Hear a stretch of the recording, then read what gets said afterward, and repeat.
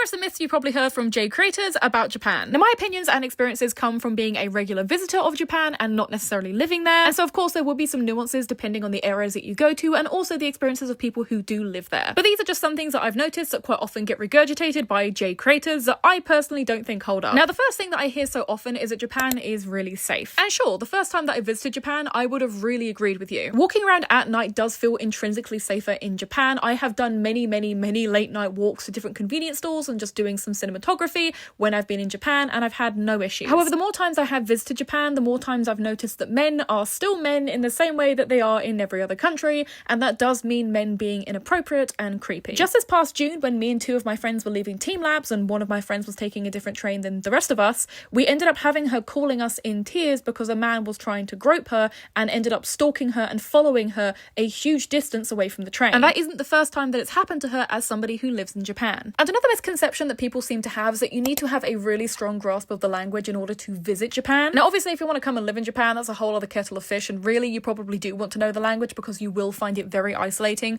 I know so many people who have moved there, whether it's to study, whether it's to live there permanently, who have felt very lonely because they only understand English, and regardless of whether you're living there or visiting, you will be treated as a foreigner. But like all of your main tourist areas such as Tokyo, Kyoto, Osaka are very English speaking friendly. You'll find a lot of translations on the local metro system, on the local trains. You will be able to use Google Lens, Google Translate to just communicate with sales assistants or people that you need to kind of talk with. And again, a lot of Japanese customer service workers are very patient, and some of them are even equipped with a phone or something that they can use on the shop floor, which has Google Translate. If you are going to the countryside, you might struggle a little bit more due to just signal and also a lack of English signage, a lack of English speaking. But your main tourist big three are going to be a lot easier to navigate than you're probably giving yourself credit for. If you live in London, if you live in New York, and you use the tubes or the subway system, you will be able to navigate Tokyo. I'm just saying that right now. It is super easy.